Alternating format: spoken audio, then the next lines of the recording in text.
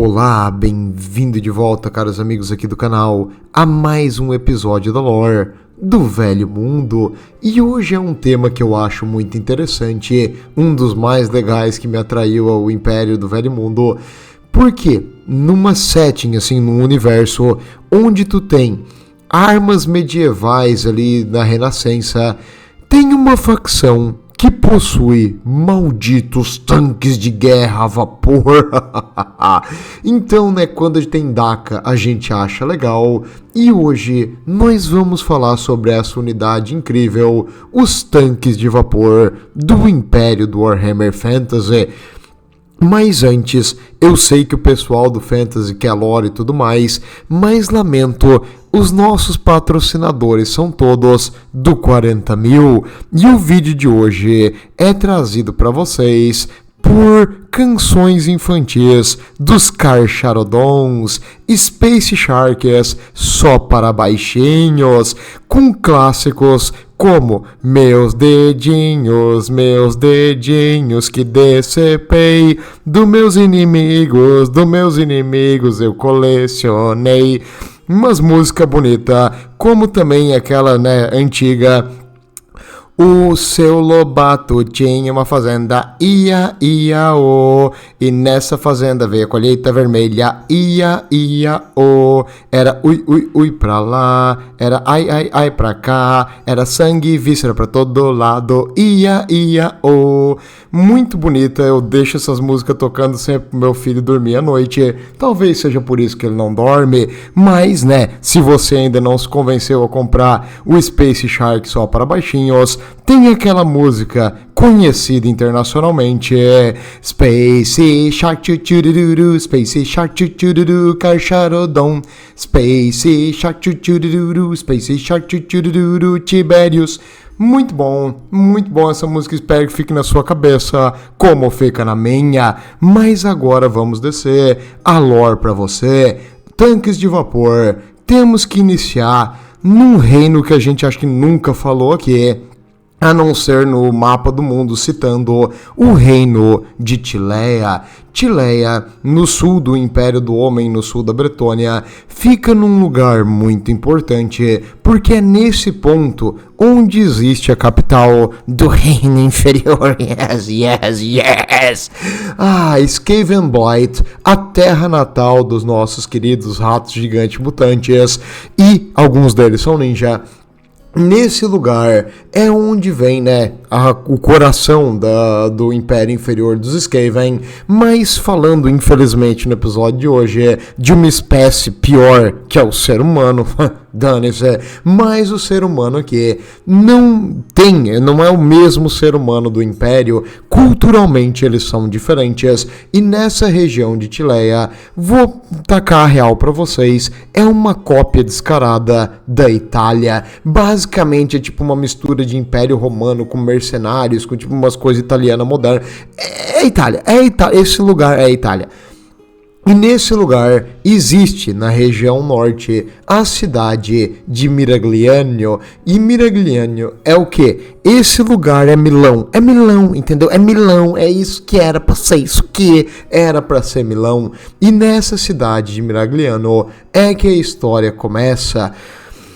O líder local ali, o príncipe local, foi para a cidade para ver o esforço de reconstrução depois de um grande ataque dos Skaven, porque sim, não é todos os seres humanos que são tapados, nessa região eles sabem que existem Skavens, então os Skaven, né, mandam uma mensagem fazendo uma onda de vermes de vez em quando e matando todo mundo, né, porque Skaven.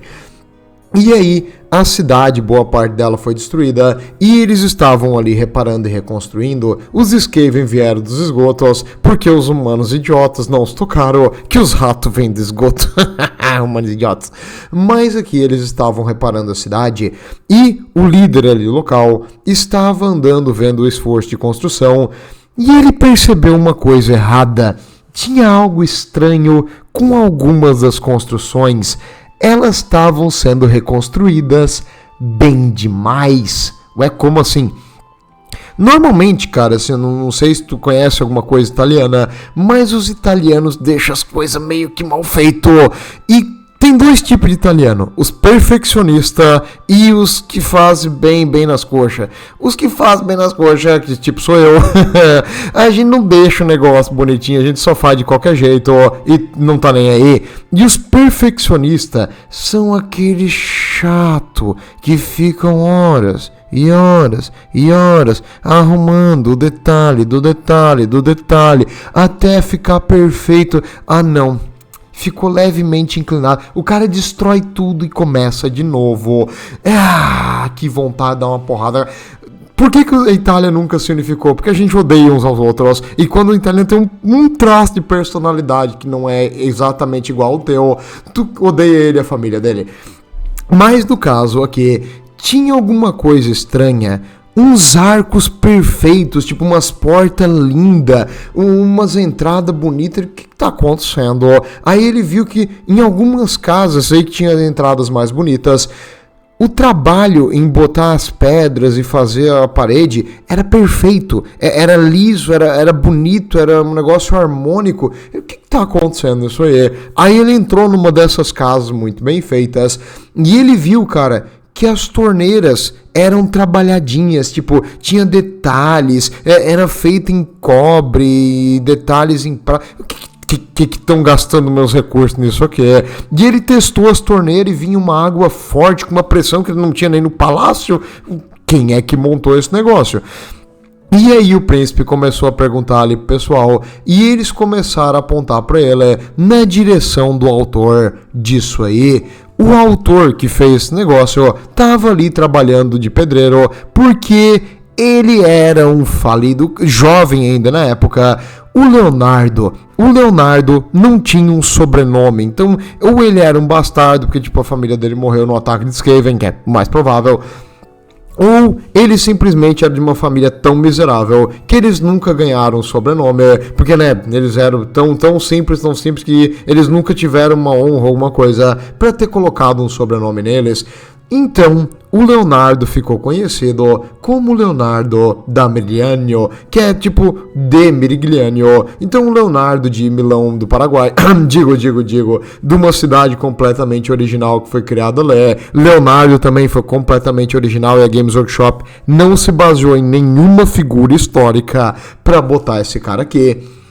Ele era um escultor e aí o líder local de Miragliano falou para ele, cara, trabalha pra mim, vem trabalhar pra mim, vamos ver o que você é capaz. E pense num contrato bem feito. Ele conseguiu fazer pra esse cara obras incríveis, lindas. Ele fez umas forjas ali, porque agora com dinheiro, ele conseguiu montar umas estátuas das divindades ali dos Reinos do Sul, que estão até hoje. Ele viveu há mais de 1000 anos ali da data do Warhammer atual. Então essas estátuas continuam ali, funcionando, elas têm um encanamento que a água fica jorrando por cima, não tem eletricidade no mundo do Warhammer, entendeu? Ele consegue fazer isso aí, utilizando apenas a pressão hidráulica da água, um negócio incrível, fantástico e único no mundo. Essas forjas que ele colocou lá na cidade para produzir suas estátuas e seus equipamentos funcionam até hoje. Foi feita, refeita, remontada por ele num critério imenso e elas são ótimas e, como eu disse, funcionam através do tempo. Depois ele começou a ganhar tanta fama que outras cidades contrataram ele. Durante o tempo que ele viveu ali no reino de Tilea, ele projetou e construiu um gigantesco coliseu, uma arena onde tipo gladiadores do mundo inteiro, né, gladiador, não sei porque que eu disse gladiadores, não sei de onde é que eu tô tirando essas coisas que né, Games Workshop é completamente original, mas ele construiu um gigantesco coliseu aonde guerreiros do mundo vêm para treinar para testar o seu ferro um contra o outro. E ele também construiu uma torre inclinada, piscadinha. Então sim, o Leonardo de Miragliano, ele fez algumas coisas incríveis na sua vida. não apenas ele era um escultor e arquiteto e construtor, mas também ele era um cientista, um alquimista e um matemático. Ele tinha várias paixões e era letrado em várias artes da ciência, e com isso ele foi ganhando fama e nome por muitos lugares no mundo antigo, até que eventualmente ele foi chamado para um contrato na cidade de Wurtbad. A cidade de Wurtbad fica no Império, na província de Stirland. Lá ele foi contratado para fazer uma estátua. Ele fez uma estátua incrível e tipo, ao redor da estátua tem não um lago, uma fonte. Tem uma fonte e nessa fonte gera onda e a onda bate na estátua. É um negócio muito bonito. E ele também foi contratado porque ele fez várias coisas lá, mas uma das coisas mais famosas que ele fez foi o domo do templo. Então ele fez a pintura assim do domo do templo, e nesse domo ele pintou uma das deusas que ele gosta muito, porque como ele é de Tileia, eles têm várias deusas, eles são politeístas, eles têm vários deuses. A que ele mais gosta e que ele mais pintou foi a Mirídia. A Mirmídia, na real, Mirmídia, é porque eu confundo com aquela do Skyrim, mas a Mirmídia ele pintou ali, e ela, pro pessoal do sul, é a patrona da guerra, da honra, da invenção e da estratégia. Tem essa imagenzinha aqui no canto direito da tela, que não tem muitas imagens dela, tipo no Warhammer, porque a região de Tileia foi meio que esquecida, eles nunca, né? É porque eles viram que era meio que uma cópia descarada do mundo real, então é melhor deixar pra lá e deixar esquecer. Mas que pena, porque independente, é uma forte inspiração na nossa história, não ia ficar ruim, ia ficar legal, ia dar um toque diferente para uma região do mundo antigo. Independente, tem vários trabalhos dessa época que ele era escultor e desenhista e pintor que valem fortunas. Se tu conseguir achar um original, cara, tu tá feito. Tu tá jogando ali tipo um RPG e tua equipe encontrou um original desse cara.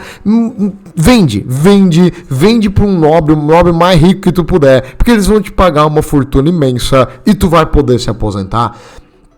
Porém, tome cuidado, porque como as obras dele são muito famosas, tem várias réplicas, várias mesmo, e muitas vezes essas réplicas algum trambiqueiro quer vender e te enganar. Então, digamos, tá andando na rua, vem uma carroça assim do nada, com curiosidades, e essa carroça com curiosidade, não, você realmente é um cara com muita percepção, você é um gênio dos negócios, você só tem olhos para as coisas de realmente valor. E aí o cara te leva aqui como um cara que também é conhecedor de arte. Olha só, essa estátua de mármore aqui vale mais do que essa cidade. É um original do Leonardo de Miragliano. Essa estátua é muito valiosa. Apenas um conhecedor de arte como o senhor compraria ela, mas né, é perigoso essas estradas e eu não quero mais ter essa coisa tão valiosa em minha possessão. Então, como eu achei um amante de arte aqui, eu vou vender. Vale 30 milhões de moedas de ouro, mas só pra ti, eu faço por 100 moedas de ouro é tua. Meu amigo, você está sendo enganado. Não compre esta porcaria, não vale a pena. E tu vai acabar com uma coisa que não vale nada, vale o peso dela em pedra, basicamente isso. Então, muito cuidado com esquemas no velho mundo, mas se tu achar uma de verdade, tu puder botar tuas patinhas, mãos humanas nessas coisas, vale fortunas. E finalmente, depois que ele entrou no Império, ele acabou sendo contratado pelo príncipe de Aldorf, na época o Stephen Franz. O Stephen Franz não era o rei, ele era apenas um cara muito rico e muito poderoso. Beleza, tudo bem ser rei ou não ser rei, é só um título. O importante é que agora o Leonardo, ele ganhou dinheiro absurdo para fazer o que ele bem entendesse. Então, o que ele quisesse imaginar ou criar, ele poderia criar. Infelizmente, as condições da época levaram ele a criar armas. Por quê? Esse cara ia, com um tempo, ele poderia fazer coisas incríveis, mas nessa época o Império precisava de uma resposta a uma ameaça imensa. Os vampiros de Silvânia estavam invadindo o Império. Era necessário alguma coisa para dar um counter nos mortos-vivos, porque cada vez que tu lutava contra os mortos-vivos, adivinha só, os necromantes e os vampiros conseguiam ressuscitar os mortos, e eles tinham mais soldados do lado deles. A gente precisaria de alguma coisa para eliminar isso aí. E no caso, o Leonardo, por ser um gênio, ele entendia de armas e equipamentos de guerra, e o príncipe estava precisando de armas e equipamentos de guerra para ontem. Além disso também, né, o Império nessa época não era 100% unido, não tinha um líder, um rei realmente nesse momento, porque devido às invasões e disputas internas, estavam meio que 3 facções competindo entre si pela liderança, e se ele conseguisse uma arma de imensa potência, ele iria estar na frente. Então, só vantagem para ele. Mas o Leonardo era um gênio. Ele pensou o seguinte: uma arma fantástica não vai vencer todas as guerras. 2, 3 armas fantásticas também não vão vencer todas as guerras. Eu sozinho não vou dar conta de fazer a necessidade desses equipamentos militares e de armas maiores. Eu vou precisar de ajuda e de mentes tão brilhantes quanto a minha, se não até mais. Então ele convenceu o príncipe de Altdorf, nessa época o Stefan Franz, que na verdade o que eles precisavam era de mais engenheiros. Boa ideia, isso realmente é uma boa ideia. E aí ele sentou com ele e conversou: cara, é o seguinte, eu sozinho posso te fazer uma arma por mês. Se tivesse 100 de mim, tu teria 100 armas por mês. Então a gente precisa de mais engenheiros. E ele convenceu a criar a escola de engenharia de Altdorf, e ele virou o patrono e o engenheiro-chefe do começo da escola. Agora, eles estavam treinando novos engenheiros, eles tinham várias pessoas com treinamento técnico para manter e reparar os equipamentos e para ajudar a produzir e fazer uma linha em massa para produzir equipamento em grande quantidade. Então, ele começou investindo em produção para depois fazer os ajustes nas suas grandiosas armas. E o Leonardo, cara, ele dava umas inspiradas do nada.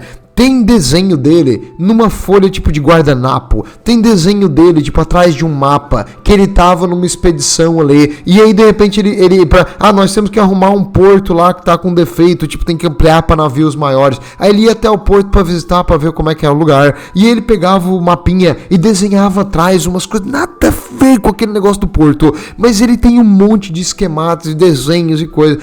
Desses desenhos dele, esses projetos dele, muito só ele entendia, tá ligado? Novamente, como italiano, eu entendo isso, porque eu também, as minhas anotações só eu entendo, ninguém sabe o que eu escrevi aqui, tipo, tu olha pra isso aqui, é um hieroglifo egípcio, tipo, não dá pra entender.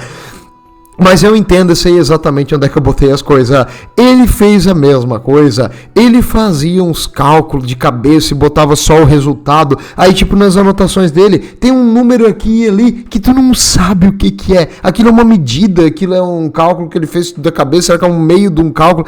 Tu não sabe. Então é bem difícil tu decifrar o que ele escrevia, o que ele desenhava. Porém, ele fez projetos incríveis, e quando ele estava liderando o projeto, as coisas se juntavam e ele acabou criando uma arma especial para o príncipe de Altdorf. De onde veio essa arma? Também é importante a gente falar da inspiração. Ele não tirou isso aí do nada.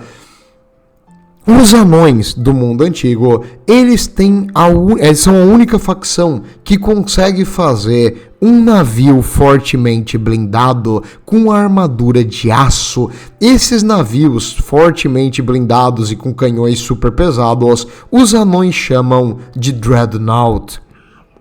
Esses Dreadnoughts são a inspiração, por exemplo, de botar uma plataforma dessa voando em balões gigantes. Então os anões fazem esses navios incríveis.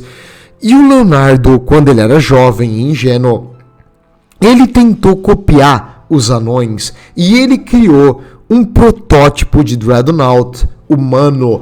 Eles botaram o Dreadnought na água e ele estava pilotando o navio. Porém, os humanos tinham zero experiência, zero noção, sem nenhum tipo norte de fazer um desse aí, se não ter visto um desses aí dos anões por fora. Então, tipo, como é que é o motor? Quão pesado que é o motor? Quão pesado tu pode fazer a armadura? Quão pesado tu pode fazer o leme? A distribuição do peso tem que ser rente, a base tem que ser alta. Como é que tu faz o negócio? Ele não sabia, ele simplesmente tentou copiar com o que ele tinha em base. O que houve? Esse navio extremamente pesado, desengonçado e com uma distribuição errada do peso, virou e afundou quase que instantaneamente. E o Leonardo conseguiu sobreviver, mas ele quase morreu afogado e ele ficou com um trauma e um medo da água imenso. Então ele nunca mais, depois disso, projetou navios ou coisas na água. Era uma coisa que ele gostava, mas ele ficou pessoalmente traumatizado com aquilo e ele não ia fazer de novo. Não, porque ele gostava de testar o próprio equipamento e ele não ia testar um negócio da água de novo. Ele simplesmente, não sei nem se ele toma banho depois disso.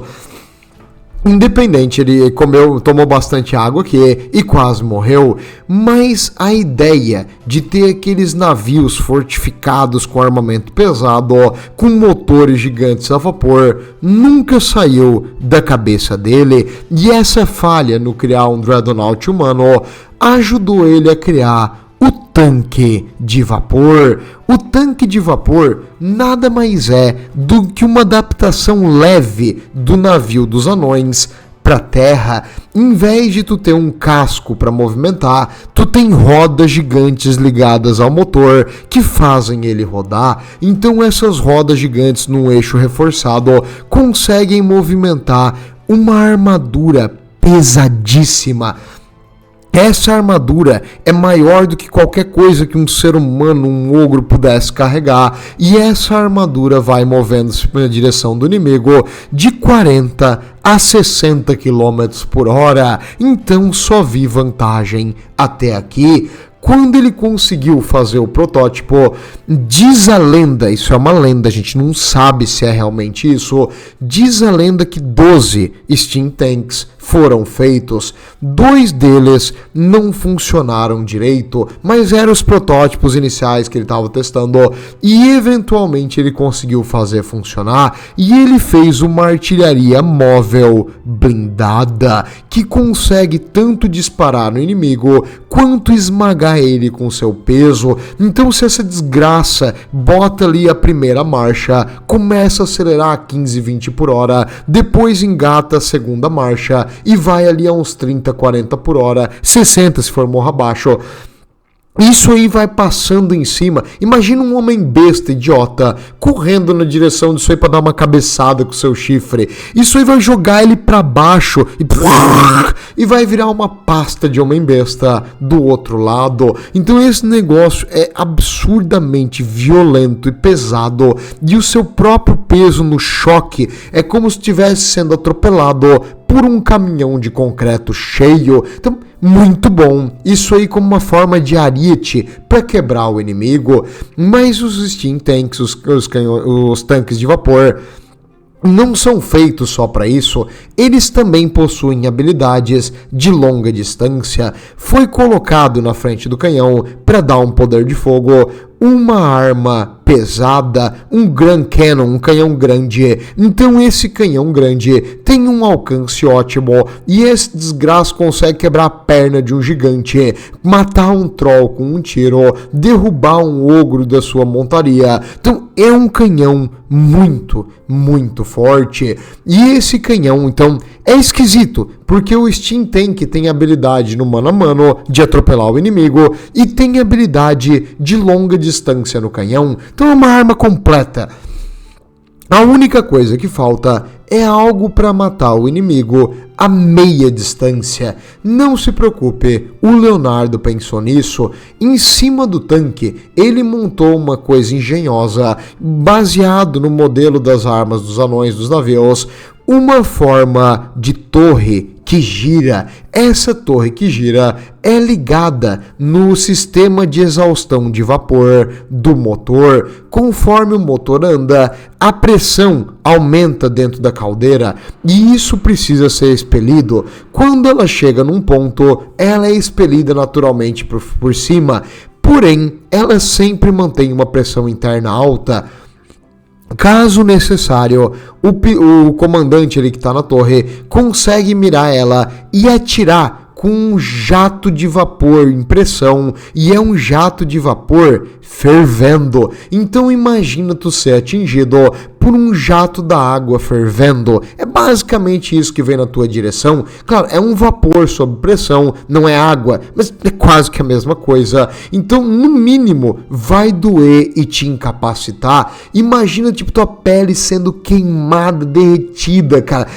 Dói muito. Se isso atinge o teu nariz, pode queimar o teu pulmão, dar uma falta de ar horrível, queimar os teus olhos, te deixa cego. Então, é uma arma para neutralizar o inimigo que tenta chegar perto do tanque. Então o inimigo tenta vir pelo lado para quebrar a roda do tanque.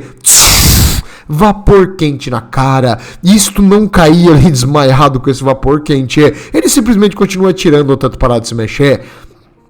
Dependendo do tanque de vapor e do oficial que está liderando ele, ele pode ficar em cima e simplesmente usar uma arma de fogo normal para também atirar no seu inimigo, mas o tanque padrão utiliza o canhão de vapor ali ligado ao motor, um canhão grande, que é um canhão de pólvora para tipo disparar um projétil no inimigo, e o seu peso e velocidade para enfrentar o inimigo. Depois de ter feito o primeiro, eles continuaram fazendo outros.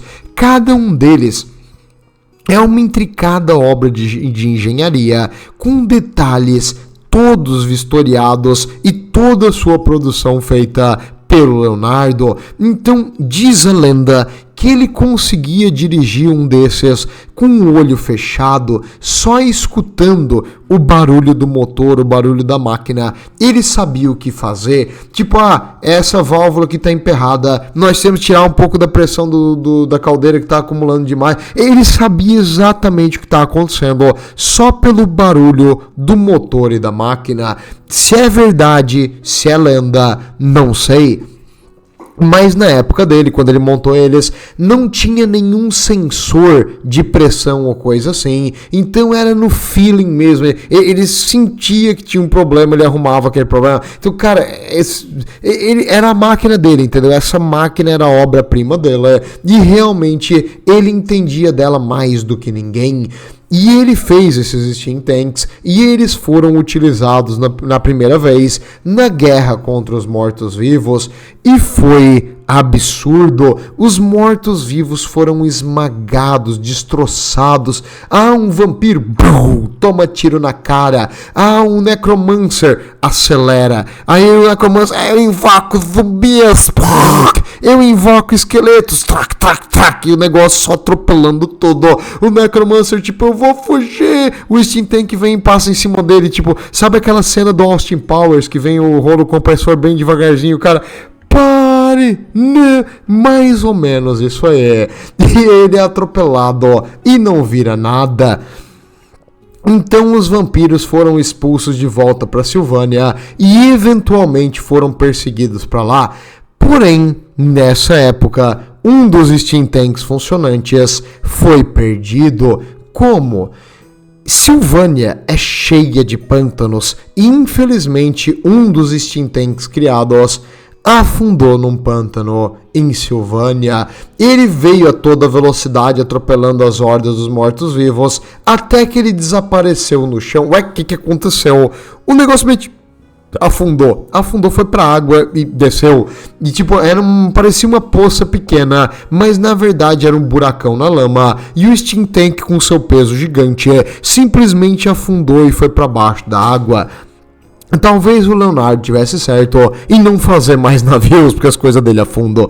Depois da batalha, o Império venceu, mas o Steam Tank ninguém sabia onde é que ele estava, o que aconteceu. E quero ver alguém puxar uma coisa desse peso, cheio de água e lama, para cima da superfície. Não iria dar certo. Infelizmente o Steam Tank foi perdido e nunca mais foi encontrado. Então um dos projetos originais ali tá perdido em Silvânia. Ah, nossa, eu vou pegar uma pá e cavar e achar. Não, tu não vai achar. O pessoal que tava na batalha, que sabia mais ou menos aonde ele tinha se afundado, não achou, e eles procuraram, eu te juro, eles procuraram. E aí foi visto uma das falhas do Steam Tank. Ele precisa de um terreno favorável, é necessário um terreno firme e seco para que ele chegue na sua velocidade boa e que ele consiga manobrar. Se o terreno for muito ruim, como uma montanha ou um pântano ou muita chuva que criou lama, o Steam Tank vai sofrer. Então as estradas imperiais são ideais para ele, porque são estradas de pedra sobre um terreno já socado antes, então é bem firme e não vai ceder. Mais um desses tipo em Kislev, numa estrada de chão, não ia dar muito certo. Então o Steam Tank tem locais que ele pode atuar e outros não. Depois de ter perdido um desse, eles ficaram bem mais retraídos e com um certo, não vou dizer medo, mas eles utilizam esses tanques apenas em momentos necessários e sempre com suporte. Tu nunca manda o tanque sozinho para ser perdido por inimigo ou para ser destruído sem noção. Então eles costumam ser utilizados em defesa, principalmente na defesa contra os pilhadores do caos. Muitas vezes os pilhadores do caos tentaram invadir o Império apenas para encontrar artilharia imperial, dizimando suas forças. Imagina um escolhido do caos, um campeão, cara. Você foi abençoado pelos deuses do caos. Tu passou anos e anos e anos enfrentando outros campeões, mostrando, tipo, fazendo oferendas pros deuses, ganhando as mutações do caos, e agora tu é tipo um campeão, tu tem 3 olhos, tu tem uma língua tipo toda deformada, tu é imune a doenças, tu é esquisito, tu é uma aberração do caos, mas tu é aquele campeão ali do caos, tipo, todo mundo te vê como um emissário dos deuses, e aí tu pega o teu machadão demoníaco, a tua armadura dos anões do caos, e aí tu vai atacar uma cidade imperial e tu usa tua magia caótica para destruir o portão da cidade, e do outro lado tem um filho da mãe em cima de um tanque. Primeiro, o cara dá um balaço em ti, a bala fura tua armadura e te machuca levemente. Depois, ele atira um jato de vapor quente na tua cara. Os teus 3 olhos agora começam a arder e queimar e tu não enxerga nada. E quando tu tá ali ardendo de dor, uma bala de canhão vem e faz um buraco onde estava antigamente teu coração e agora um buraco no teu peito. E depois, para adicionar sal à ferida, ele vem em toda velocidade, te atropela e tu parece aqueles bonecos de Olinda embaixo de um caminhão de lixo, e tu vai sendo destruído. Deu para imaginar a cena. Então você, grande campeão do caos, se ferrou. E o Império utiliza eles em várias e várias coisas, porém, infelizmente, o segredo para construir essas máquinas incríveis morreu junto com o Leonardo. Infelizmente, o Leonardo não viveu muito tempo e ele teve uma morte precoce, e essas coisas eram a obra dele. Ele nunca ensinou ninguém a fazer? Não. É por quê?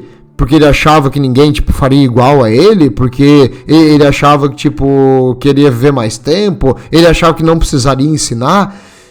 Não sei, infelizmente isso aí ficou pra lenda, mas a gente tem do Steam Tank apenas anotações incompletas, números aleatórios e umas esquemáticas que não fazem muito sentido, e ninguém conseguiu realmente refazer o projeto como era antigamente.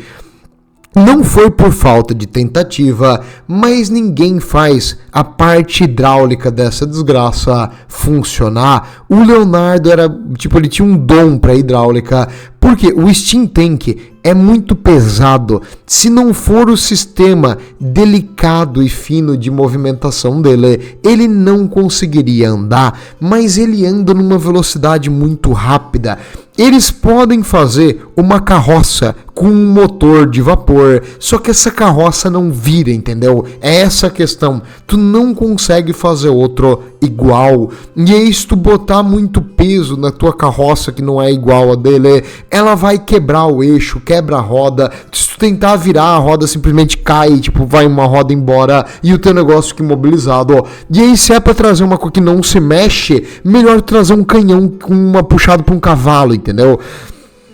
Infelizmente, mesmo 500 anos depois da morte do Leonardo, eles nunca conseguiram recriar precisamente o fino e delicado sistema de peças hidráulicas que faz essas coisas se mexer do jeito dos originais. Como eu disse, réplicas foram criadas, modificações foram feitas, mas nunca igual aos que ele criou quando ele era vivo. E como que ele morreu? Alguém sabe? Existem lendas que dizem como ele morreu. Ninguém sabe ao certo o que realmente ocorreu. Alguns dizem, a mais famosa das lendas, é que ele inventou uma espécie de avião, uma máquina que voava e era mais pesada que o ar. Tem coisas que voam no mundo antigo? Tem. Normalmente criaturas que voam, criaturas aladas, ou coisas com ar quente, como balões que os anões usam e Katei usa também. Isso não é um negócio raro, mas não é desconhecido. Mas o que ele queria fazer era uma máquina com motor que voava e o seu motor fazia ela voar. E isso aí nem os anões conseguem fazer direito, mas ele na soberba achou que ia conseguir, e como ele gostava de testar a própria máquina, ele foi pilotar o seu avião, e o avião decolou, ele subiu, ele foi... E aí olha lá vai o Leonardo, aí todo mundo ali comemorando, os engenheiros, assistentes, o pessoal que trabalhou no projeto, todo mundo batendo palma, abrindo um champanhe, todo mundo curtindo, e o avião continuou lá em cima, e na hora que ele foi descer, ele começou a entrar numa pirueta, e o motor de álcool que ele tinha criado, pegou fogo na queda e detonou, levando o seu inventor junto com ele. Alguns dizem que o corpo nunca foi encontrado, talvez carbonizado na queda, talvez ele caiu longe e morreu numa queda e não foi encontrado nunca. Não sabemos ao certo como ele morreu. Outros dizem que foi do mesmo jeito, foi com um avião também, mas ele não estava pilotando. O avião que ele tinha projetado voou e caiu, e ele foi lá para tentar arrumar o negócio, e a máquina fez uma enorme explosão que causou um incêndio e destruiu parte da escola de engenharia de Altdorf, e eles demoraram para pagar e muitas das construções originais foram destruídas, mas a gente não sabe, isso é uma lenda. Outros dizem que ele cometeu um equívoco, porque o Leonardo era meio variado, mas ele era um pouco distraído, e alguns acham que ele estava fazendo uma espécie de bomba, porque ele tem esse projeto que depois foi mantido, uma bomba para amarrar num pombo correio, e tu botava no pombo correio e tu treinava o pombo a se jogar na direção do inimigo, e o pombo foi e voltou. No que o pombo voltou, a bomba explodiu e ele explodiu junto, né? Porque ele errou. Em vez de pegar um pombo que era treinado para ir na direção do inimigo, ele treinou um pombo que vai e que volta, né? Ele pegou o errado e aí aconteceu isso.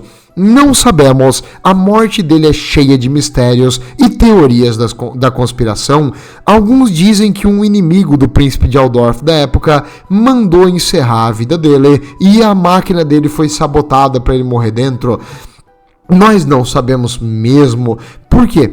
Porque o príncipe, depois de ter, tanques, desculpa, eu trouxe um tanque para uma batalha de espada, então ele virou, o cara mais influente e poderoso, e eventualmente ele vai unificar o império na mão dele, ele vai virar tipo o próximo imperador da época. Mas é porque, tu vota no cara que tem o tanque, não precisa ser muito inteligente para saber que um lado tem um tanque e o outro não, tu vota no lado que tem o tanque. Mas o Leonardo acabou morrendo. Como ele morreu, não sabemos, e os trabalhos dele e a sua lenda. A lenda dele é eterna no mundo do Warhammer, e quando alguém encontra algum tipo de esquemática, desenho, anotação que ele fez, essa pessoa pode ficar rica de um nível imenso. Como é que eu vou explicar? Não, ele é irmão de um conde eleitor, um barão. Se eu não me engano, o nome dele, é Van Helsing, porque GW não copia nada.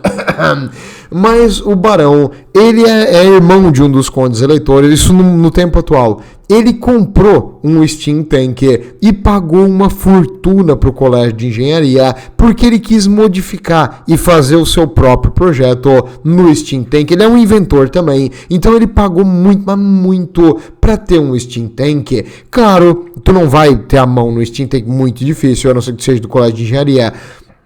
Mas o que tu pode ter é a esquemática, um desenho, um projeto perdido do Leonardo. Talvez tenha um código de Leonardo, não sei, mas dentro de uma estátua que ele fez, tem uma pista que leva para uma outra estátua, aí no nariz da outra estátua, se tu olhar bem, tem um negocinho escrito, aí tu tem que ler aquele negocinho escrito, que em uma dos templos que ele pintou, tem uma parte do chão, que tem aquela mesma inscrição, aí tu tem que abrir, e ali tu vai achar uma caixa, essa caixa te dá uma combinação, essa combinação tu vai botar em uma obra de arte que ele criou, que é tipo uma mulher segurando uma caixa, que aí essa caixa na representação mitológica diz que é a esperança, aí tu bota o códigozinho e a caixa abre e dentro tem uma esquemática do...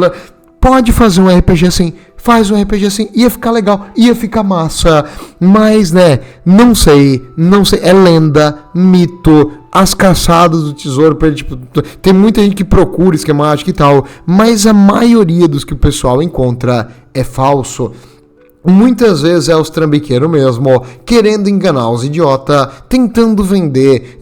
Esse aqui é o projeto original do Leonardo. Nossa, vale milhões. Eu ofereço a você por 500 moedas de ouro. Os caras vão tacar lá em cima o preço. E como é que tu vai saber se é real ou não, se o engenheiro não identificar ou não tentar achar? Então, a não ser que você tenha um engenheiro na equipe ou que você tenha acesso ao colégio, difícil saber se o negócio é original ou falso, mas via das dúvidas, tudo é falso. Via das dúvidas sempre acha que é falso, nunca acredita que é verdadeira, a não ser que alguém do colégio diga que não, esse realmente é de verdade. Alguém confiável também, tá? Que se for um cara mentiroso, vai dizer pra ti que é falso, pegar o original e ficar rico ele. Então, cuidado com quem você confia.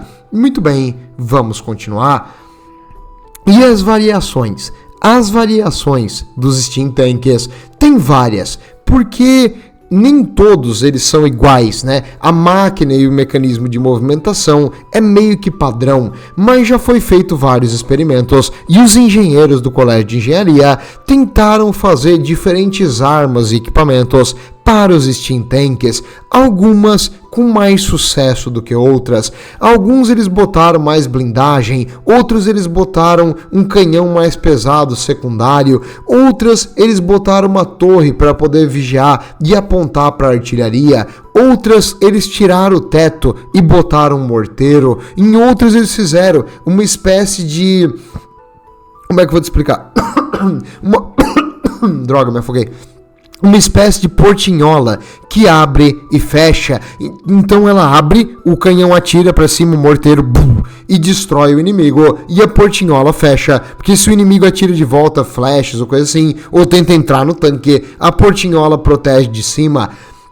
Porque é meio idiota tu ter um morteiro aberto em cima, né? Pra que ter um tanque então, cara? Pra fugir pra trás, pra dar ré? É mais fácil tu botar um morteiro numa carroça, então, né? Que é mais simples e bem mais barato.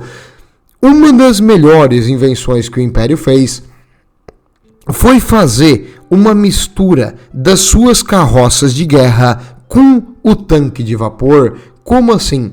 A carroça de guerra é uma plataforma alta e blindada ao redor que permite que os soldados fiquem em cima atirando no inimigo. Então, se tu bota vários soldados com armas de repetição atirando no inimigo numa plataforma rápida, móvel, com um canhão de suporte e que o inimigo não consegue chegar perto pela frente e eles podem focar nos inimigos que estão dos lados, tu vai ter uma carroça muito, muito forte contra os teus inimigos e eles equipam os soldados que estão em cima com armas longas. Então, digamos, vem ali um guerreiro do caos e tenta bater na roda para parar o negócio. Ele vai receber uma labardada no pescoço porque o soldado em cima tem uma arma longa, ou eles têm armas de fogo para atirar lá embaixo. Então não é uma má ideia botar soldados que conseguem atirar de volta em cima disso aí. Claro, não é tão protegido quanto quem está dentro do tanque, mas também não é ruim. Essas modificações, cara, não alteram o peso e a funcionalidade do tanque.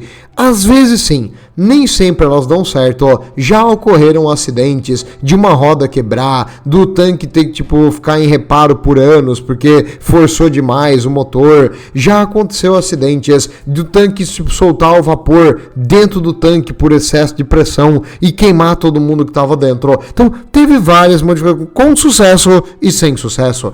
A melhor modificação geral e de utilidade que os engenheiros conseguiram chegar é botar medidores de pressão e de alerta. Então o tanque hoje consegue te dizer quando tu deve fazer a exaustão da pressão, quando que ele tá sobrecarregado, quando tem que pegar leve com o tanque. Tudo isso tu consegue agora de forma visual. Não precisa mais ser um gênio do Leonardo para escutar e sentir o tanque. Não precisa.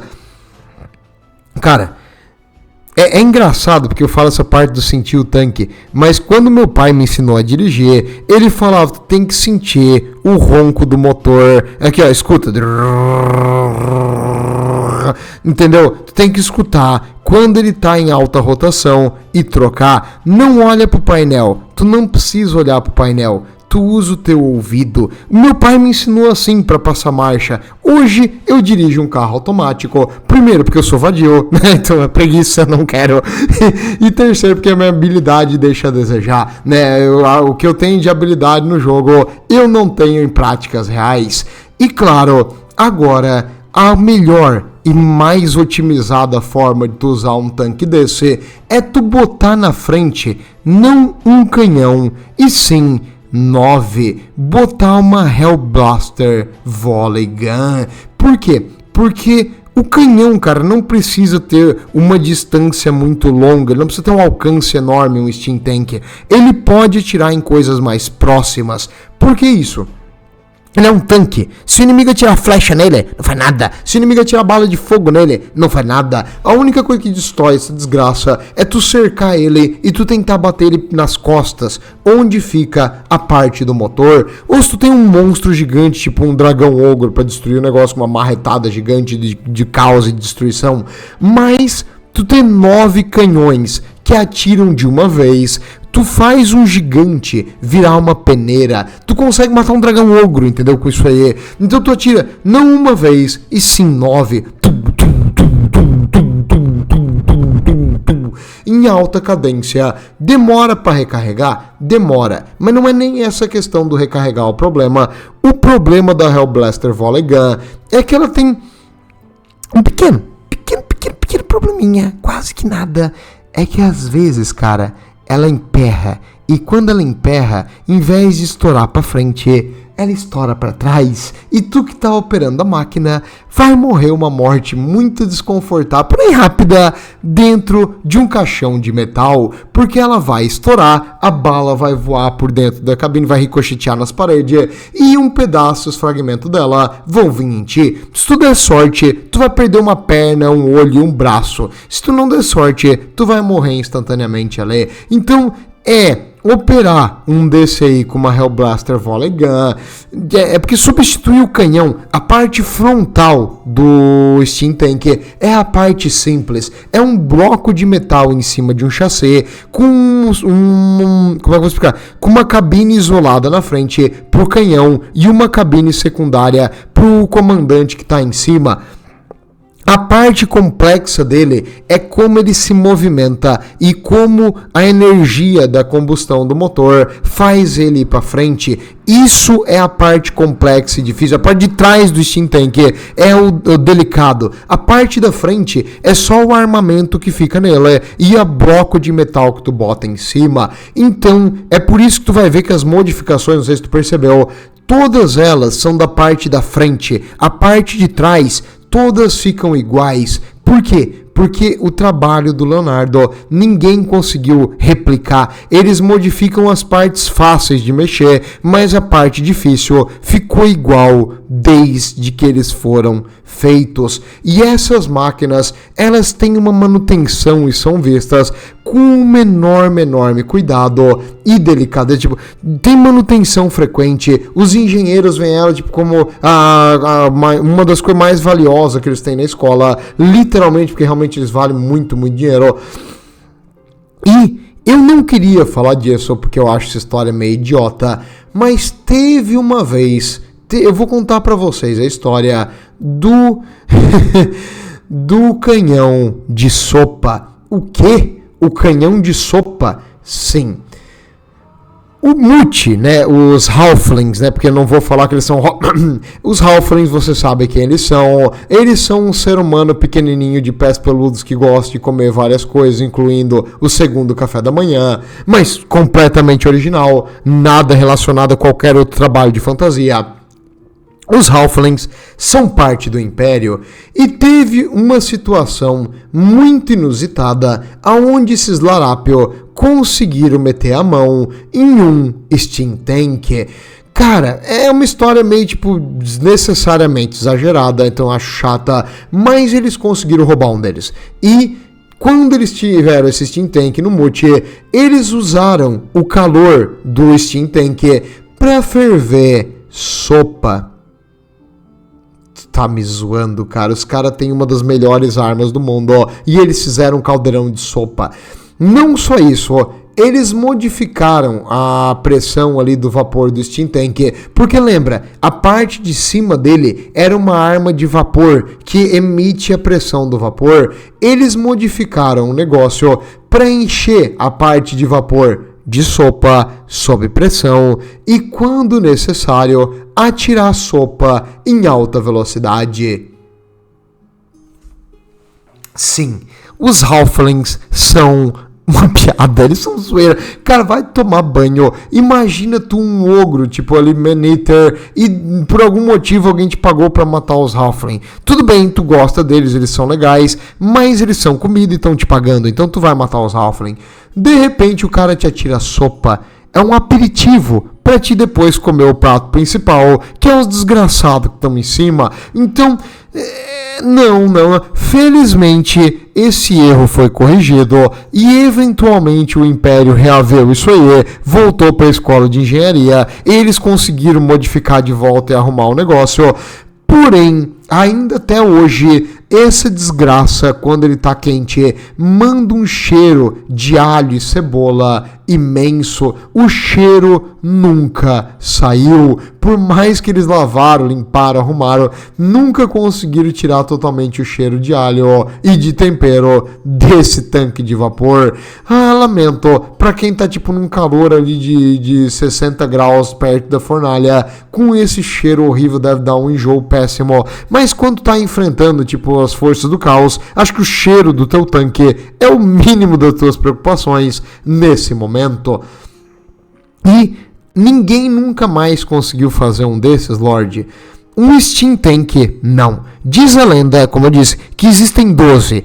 Provavelmente foram feitos mais, mas 12 é o oficial, só que a quase certeza que tem mais do que isso. Mas, né, essa é a lenda do mundo antigo. E quem conseguiu criar algo parecido? A cidade livre de Marienburgo é muito, muito rica e eles são um porto naval onde vem talentos do mundo inteiro e os líderes ali de Marienburgo, cara, o Império tem tanques. Esses tanques seriam ótimos para nós. Várias vezes foram tentados replicar esses tanques sem sucesso. Ninguém conseguiu fazer um igual. Mas então, já que a gente não consegue fazer um tanque igual, o que a gente consegue fazer igual?